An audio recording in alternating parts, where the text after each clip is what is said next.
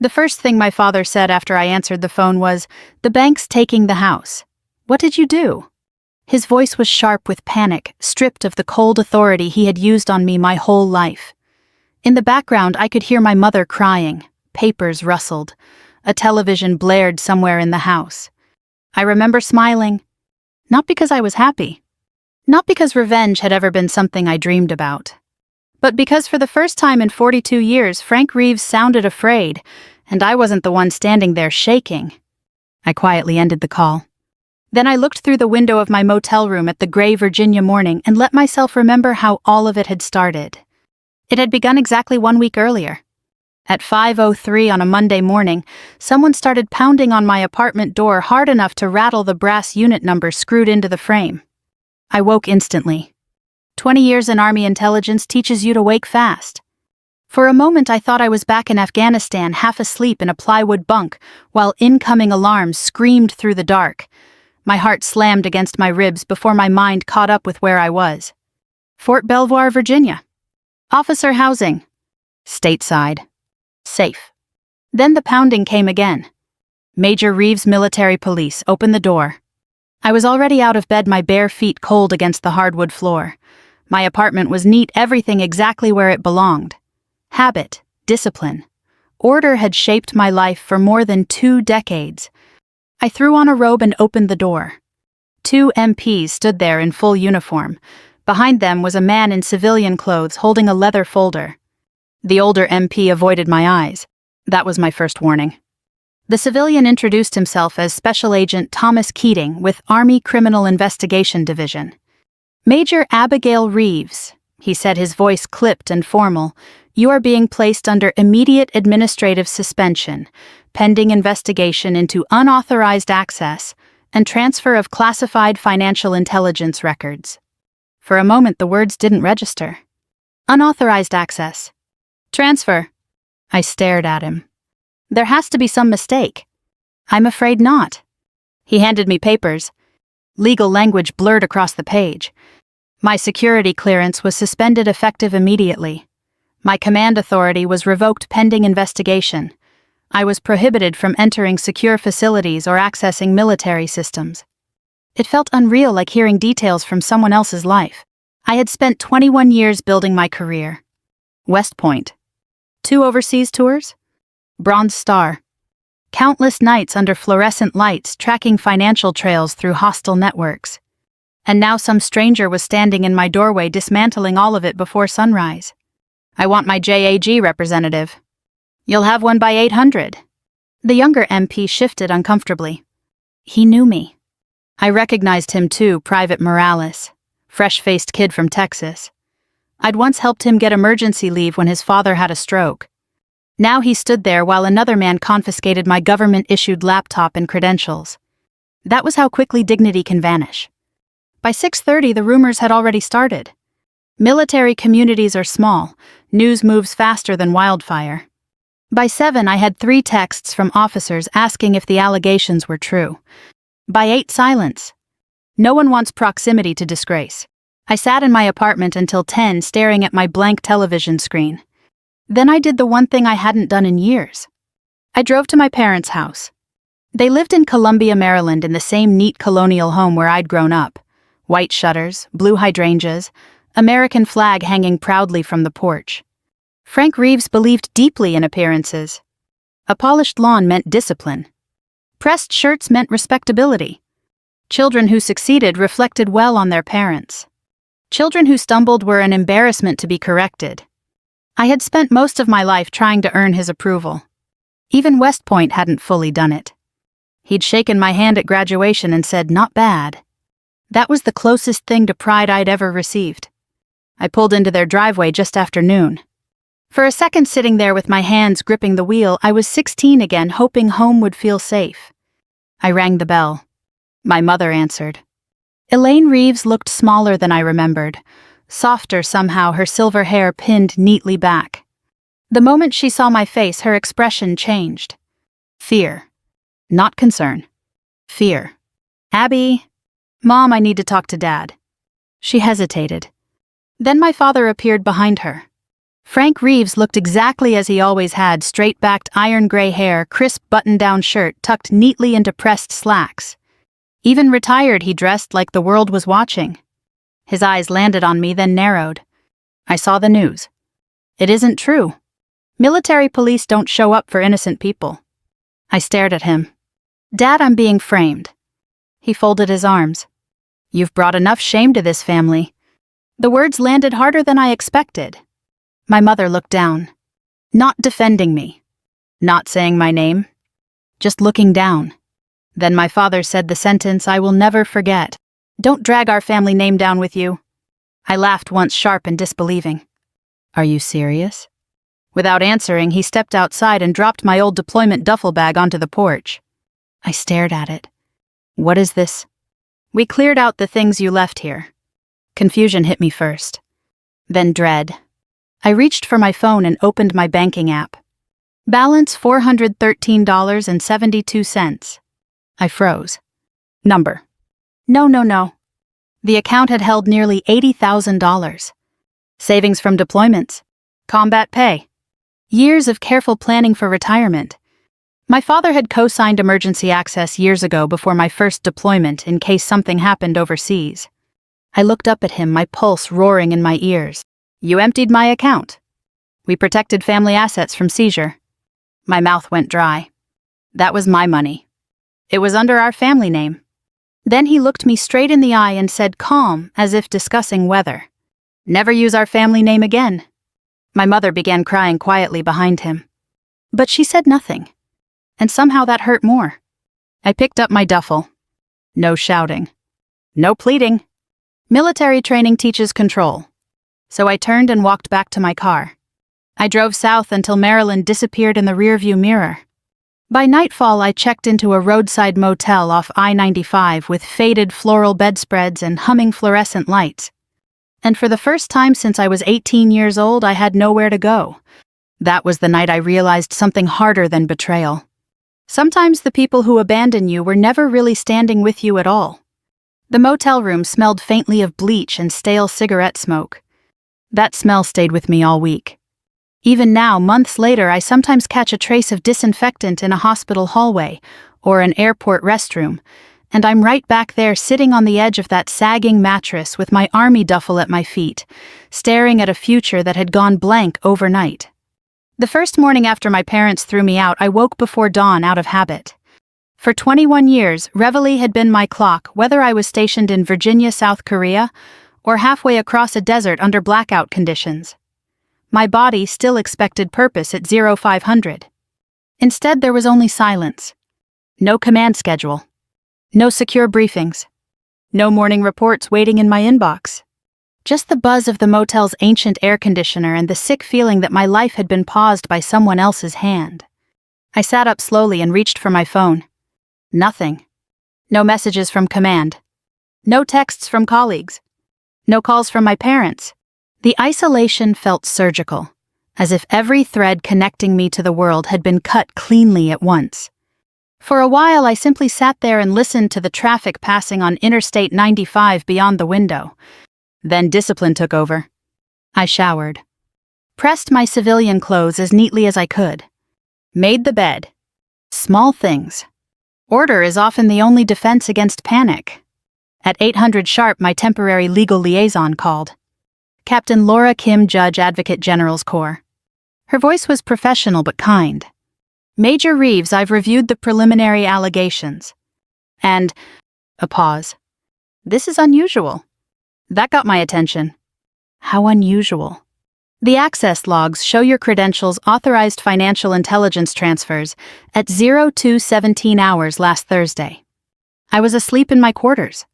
I know, base access logs confirm you never left your apartment. A quiet tension entered her voice. Someone either cloned your credentials or they had elevated system override access. I sat straighter. Which means this wasn't random. Number. For the first time since the MPS had appeared at my door, my fear sharpened into focus. I had spent years tracking financial fraud through military contracting systems. If someone had used my credentials to move classified financial records, they either wanted money Or they wanted me blamed for finding something I shouldn't have. Laura's voice lowered. Officially, I shouldn't say more, but unofficially, Major, this smells wrong. After we hung up, I stared at the wall for a long time. Then I opened my notebook. Paper, pen, old school. When systems are compromised, analog survives.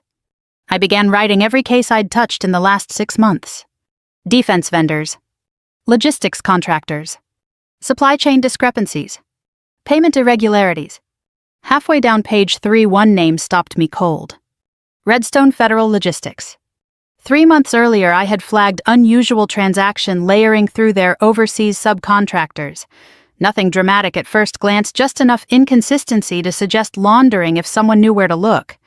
I had submitted a recommendation for expanded audit review. 2 days later, I'd been told higher command would handle it. Then silence. Now I was under investigation. My instincts stirred. This wasn't coincidence. At noon, there was a knock at my motel door. Every muscle tightened. When I opened it, Colonel Daniel Mercer stood there holding 2 coffees. Retired 3 years now, Mercer had once been my commanding officer and the closest thing I'd ever had to a professional father. Tall and broad even in his 60s, with silver hair cropped short and eyes that missed nothing, he looked exactly as he had the day he pinned my oak leaves on my uniform. "You look terrible," he said. I almost laughed. That obvious? Abigail, I've interrogated cartel financiers with better posture. That made me smile despite myself. He handed me coffee and stepped inside. We sat by the window while morning traffic hissed past outside. He listened while I told him everything. The MPs. My parents. The missing money. Redstone. When I finished, he was quiet. Then he nodded slowly. I was afraid of this. My stomach tightened. You know something? Not enough to prove anything. He folded his hands. 3 weeks ago, a friend at the Pentagon called me. Internal oversight had concerns about procurement fraud tied to Redstone and several shell contractors. I felt my pulse quicken. How high does it go? High enough that if you got close to exposing it, someone would notice. The room felt smaller. You think I was set up? I think someone with system-level access used your credentials because they knew your audit flags would make you believable. He leaned forward. Listen carefully, Abigail. Truth in Washington moves slow, but it always leaves footprints. That sentence settled into me like an anchor. For the first time all week, I could breathe. I wasn't crazy. I wasn't disgraced. I was inconvenient. And inconvenient people get erased if they stop paying attention. After Mercer left, I worked. Not officially. Not on any military system. But I knew enough about contractor reporting structures to map likely shell pathways by hand. Hours passed. Outside daylight faded to dusk. Around 7, my phone buzzed. Dad. I stared at his name. Frank Reeves had not called once to ask if I was safe. Not once. Now his name glowed across my screen like a command. I let it ring out. A minute later, voicemail. Then another call. Another voicemail. By midnight, there were 6. I didn't listen. Not yet. Instead, I sat by the motel window and watched headlights sweep across the parking lot. Somewhere out there, powerful people thought they had buried me. At the same time, somewhere north in Maryland, my father was calling with growing urgency. For reasons I didn't yet understand, both sides had suddenly remembered I existed. And experience had taught me one thing. When people who've ignored you suddenly need your attention, the truth is usually about to surface. I slept with my notebook open beside me. And for the first time since military police had pounded on my door, I dreamed not of losing everything, but of getting it back. The 7th call came at 6:14 the next morning. I was already awake, sitting at the little motel desk with my notebook open and a stale cup of coffee cooling beside me. Dawn was creeping through the thin curtains, laying pale stripes across the carpet. Dad's name flashed across my screen again. For a moment, I considered ignoring it. Then I answered, "Hello." The silence on the other end lasted just long enough to tell me he hadn't expected me to pick up. When he finally spoke, his voice sounded nothing like the cold, polished certainty I had grown up fearing. It was ragged. Panicked. "Abigail." Not Abby. Not that clipped, dismissive tone he used whenever he wanted to remind me I'd disappointed him. My full name. Like he suddenly remembered I was a person. "What is it, Dad?" There was a sharp breath. Then he blurted, "The bank's taking the house." I said nothing. Behind him I could hear my mother crying. Cabinet doors opening and closing. The low murmur of the television. Then his voice sharpened into accusation. "What did you do?" For a moment I didn't understand what he meant. Then memory clicked into place. 7 years earlier, right before my second deployment overseas, my parents had asked me to help them refinance. Dad had framed it as temporary, a smart financial adjustment while interest rates were favorable. "Just co-sign," he'd said. "It'll help secure approval. You've got stable military income." I had signed without hesitation. Because he was my father. Because family was supposed to mean trust. What I hadn't known, what I had never thought to check, was that after the refinance, he had quietly tied the mortgage autopay to the emergency account he had access to. My account. The account he had emptied the day he threw me out. The realization settled slowly. Heavy. Clean. The money that had kept their house afloat had been mine all along. And when he drained it to protect family assets, he'd severed his own lifeline. I leaned back in my chair and stared at the motel wall. On the other end, my father was breathing hard. "Well," he snapped.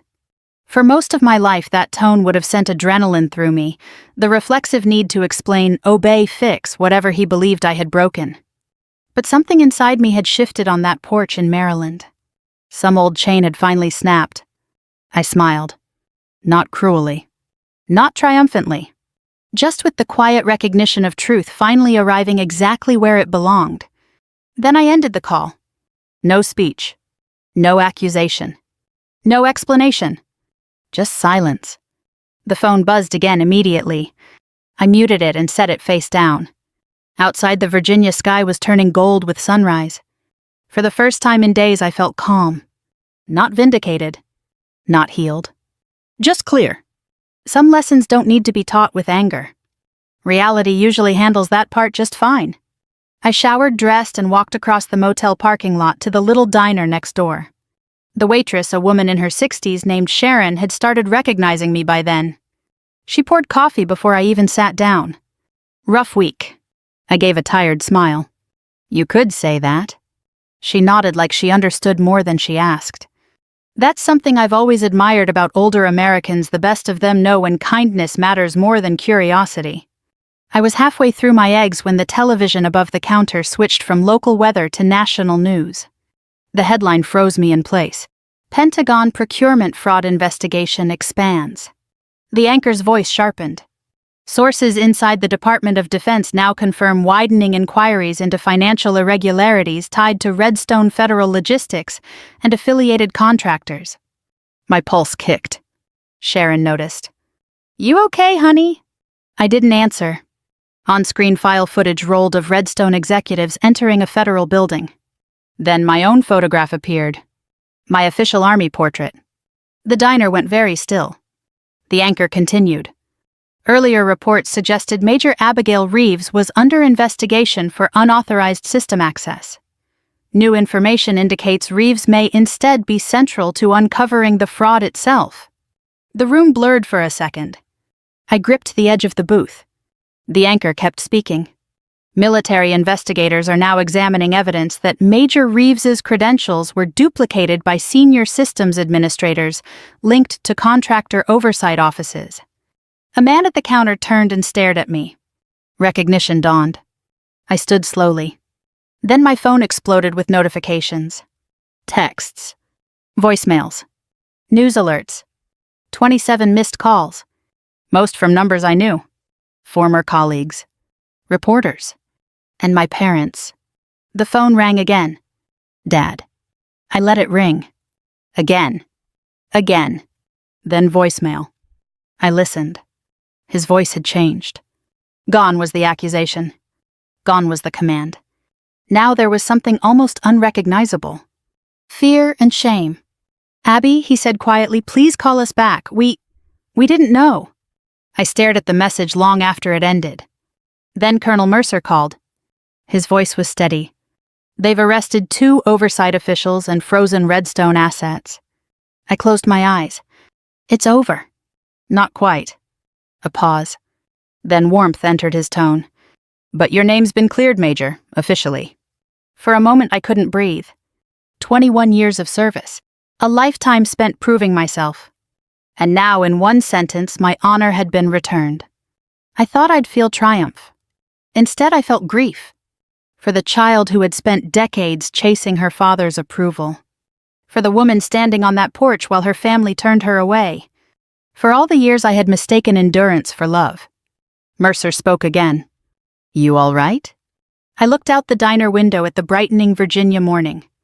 And for the first time in my life I answered honestly. Yes. I think I finally am. By noon, every major news network in the country had my face on their screens. It was a strange thing watching your own army portrait appear beneath a chyron that read, Decorated Officer Cleared in Pentagon Fraud Case. I sat in the same diner booth where an hour earlier I had been a disgraced major hiding in plain sight. Now Sharon kept refilling my coffee while pretending not to stare. The regulars at the counter stole glances in my direction, their expressions shifting from curiosity to recognition to something like respect. I wasn't used to public attention. Military intelligence is built on invisibility. If people know your name, something has usually gone wrong. And for one long week, everything had. Now the truth was surfacing faster than anyone expected. The television anchor explained how investigators had uncovered an internal network of procurement fraud stretching through multiple oversight offices. Redstone Federal Logistics had funneled federal money through shell contractors for years. When I flagged irregularities in their overseas payment structures, 2 senior civilian administrators intercepted my audit requests. Then they cloned my credentials, falsified access logs, and used my profile as a scapegoat. The whole operation had nearly worked. Nearly. But one of the men they trusted, a systems analyst named Victor Salinas, had panicked after seeing how far they intended to push the cover-up.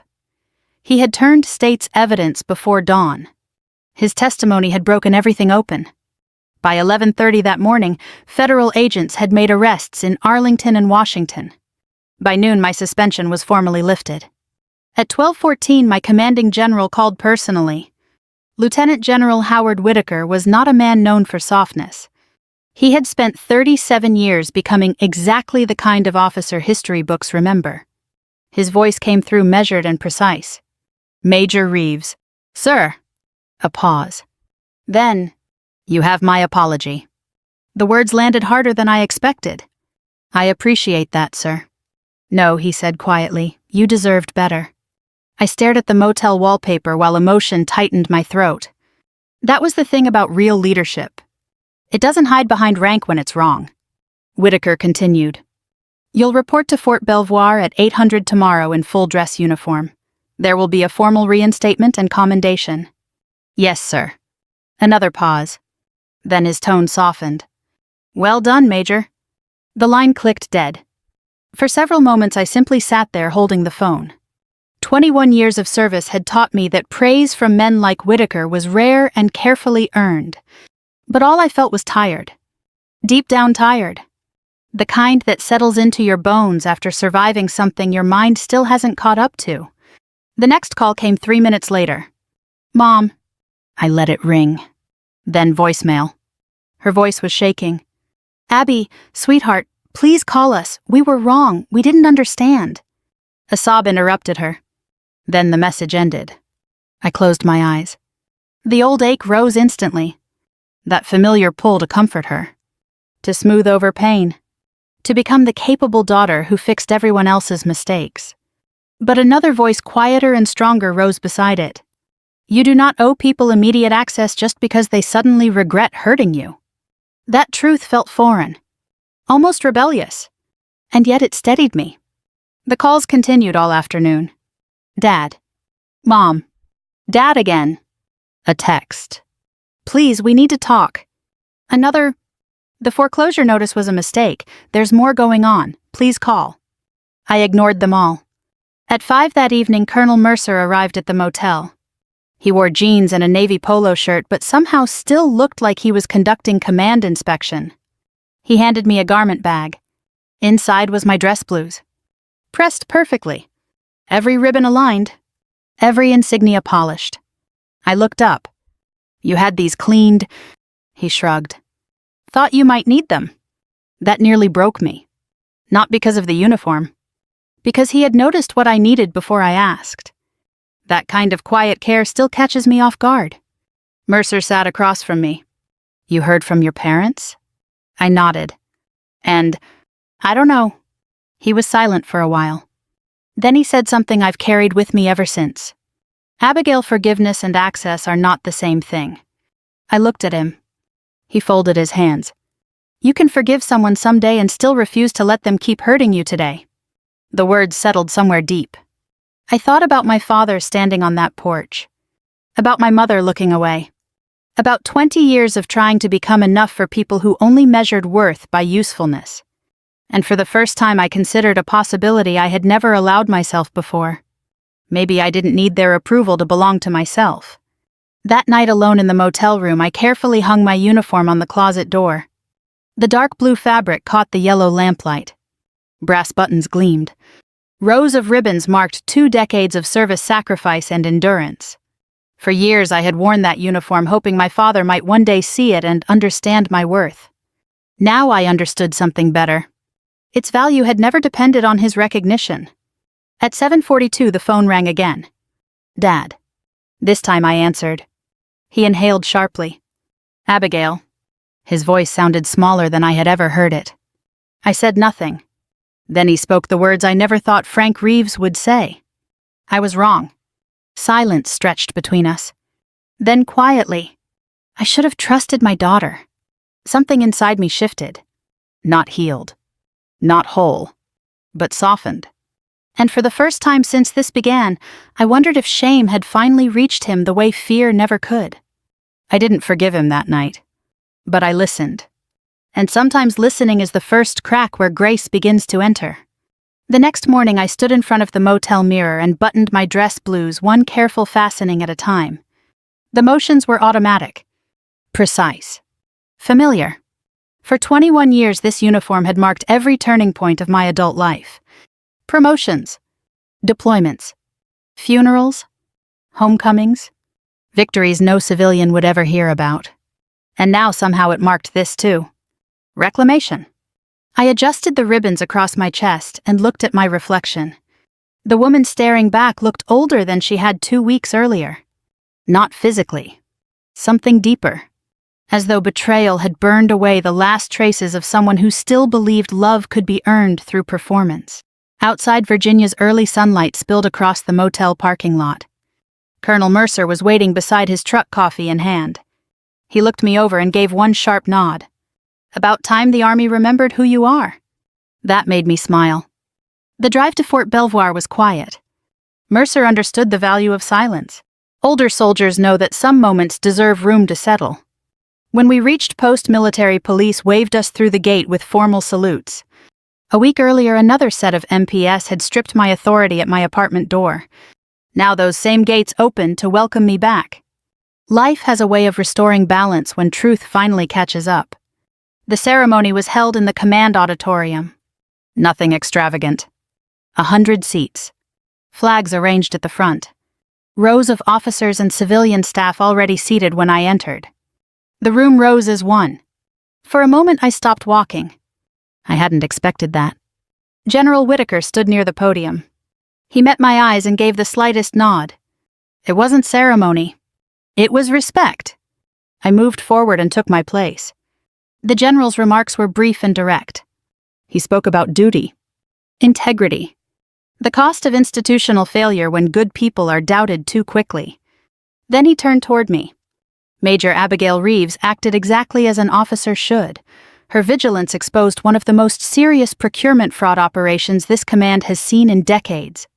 His voice sharpened. We failed her before verifying the truth. That failure will not happen again. The room was utterly still. Then he pinned the Legion of Merit medal to my jacket. As his hand withdrew, he said quietly enough that only I could hear, "You honored the uniform better than we honored you." Emotion rose so suddenly I nearly lost my composure. But Army discipline held. I saluted. He returned it. The applause that followed was long and steady. And all I could think was this. My father had spent 40 years teaching me that approval had to be earned through perfection. Yet here among people who had every reason to judge harshly acknowledgement had arrived not because I was flawless, but because I had endured truthfully. After the ceremony, officers approached one by one. Some apologized. Some simply shook my hand. Others said nothing at all, their expressions carrying more sincerity than words ever could. Then I saw my phone. 32 missed calls. 20 from my parents. One voicemail had arrived during the ceremony. I stepped into an empty hallway and played it. Dad's voice came through rough and uneven. Abigail, the sheriff posted final foreclosure papers this morning. A shaky breath followed. We have 48 hours. Silence. Then, I know I don't deserve to ask this, but your mother's terrified. His voice cracked. And suddenly, impossibly, I heard not the commanding father of my childhood, but an aging man confronting consequences he no longer knew how to control. He continued. I was wrong about everything. A pause. Then the sentence that undid me. I was so afraid of being ashamed of you, I never noticed how proud I should have been. The voicemail ended. I stood there staring at the blank screen. For years, those were the words I had wanted. A child can survive on very little hope if she believes love is still possible. And now here they were arriving decades late and spoken through defeat. Colonel Mercer found me standing there. He read my expression immediately. What happened? I handed him the phone. He listened quietly. When it ended, he looked up. What are you thinking? I stared down the long, polished hallway of Fort Belvoir, at young officers walking briskly toward work, at the life I had fought to reclaim. Then I answered honestly, I think I'm tired of letting pain make my decisions. Mercer said nothing. He didn't need to. By afternoon, I was driving north to Maryland.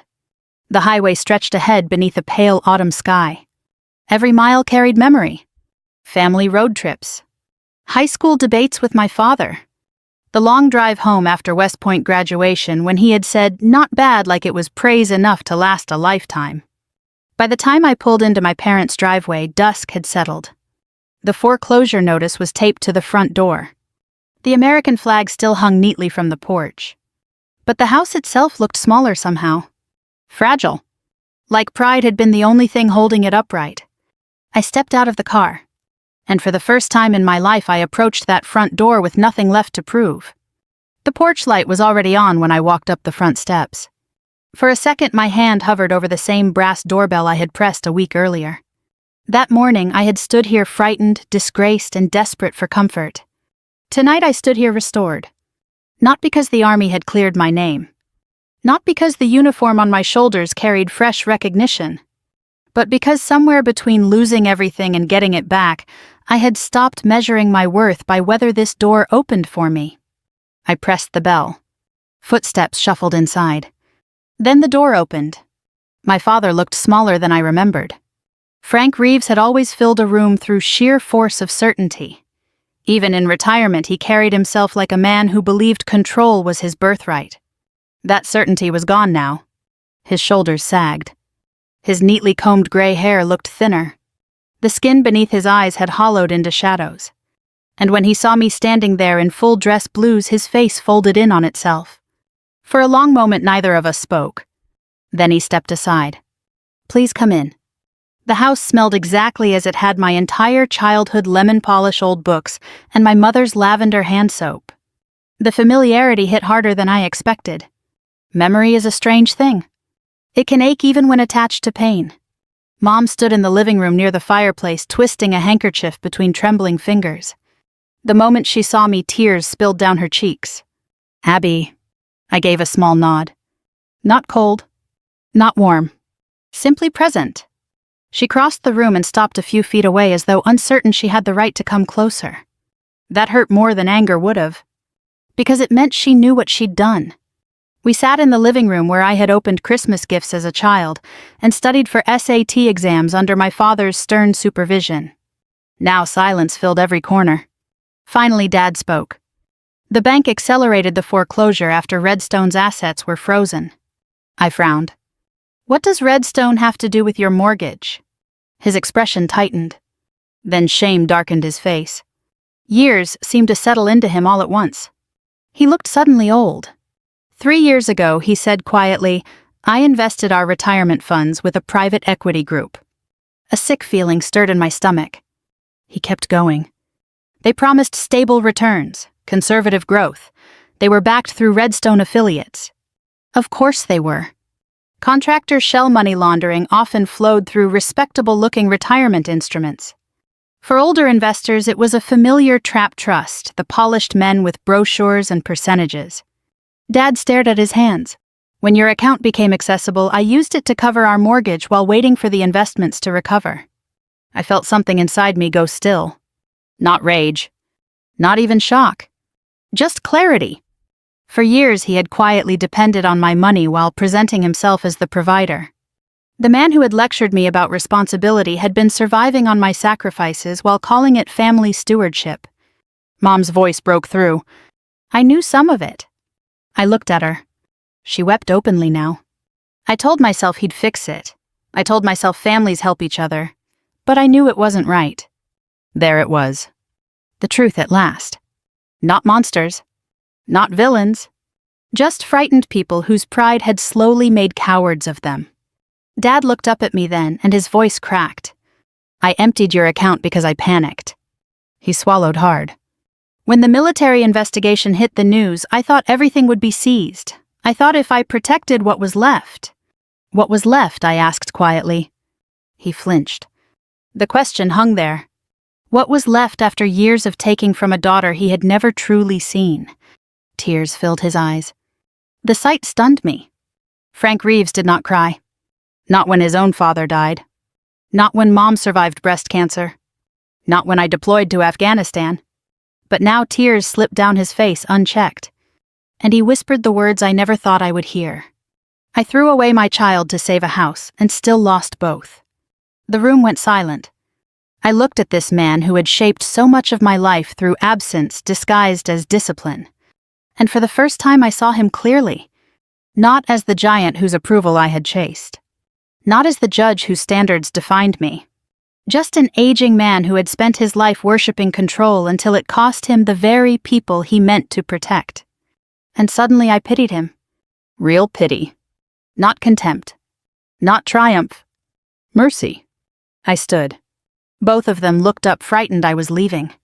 Instead, I walked to the front window and looked out at the dark street where I'd once learned to ride a bicycle under my father's watchful eye. Then I turned back. I can stop the foreclosure. Neither of them moved. Dad's face drained of color. Why? It was a fair question. After everything, why? I thought about Colonel Mercer's words. Forgiveness and access are not the same thing. Then I answered. Because if I let bitterness decide who I become, then this wins twice. Mom covered her mouth and sobbed. Dad stared at me like he no longer recognized the daughter standing before him. Maybe he didn't. The frightened girl who once begged for scraps of his approval was gone. In her place stood a woman who had finally learned this. Mercy offered freely is not weakness. It is freedom. The next morning I wired enough money to halt proceedings. Not to erase the past. Not to pretend trust was restored overnight. But to make room for something better than revenge. That evening, after the paperwork cleared, Dad met me at the front door as I prepared to leave. His eyes were red. His hands shook slightly. For a moment he said nothing. Then very softly he spoke my full name. Welcome home, Abigail Reeves. Not ownership. Not expectation. Just pride. At last freely given. I smiled. And this time when he opened his arms I stepped into them. Some wounds never fully disappear. But healing begins the moment we stop asking pain to tell us who we are. If this story stirred something in your heart, if you've ever had to choose grace when anger felt easier, I hope you'll carry that reflection with you, and perhaps share it with someone who needs it. And if stories like this remind you that it's never too late for truth healing and second chances, I'd be honored if you stayed for the next one.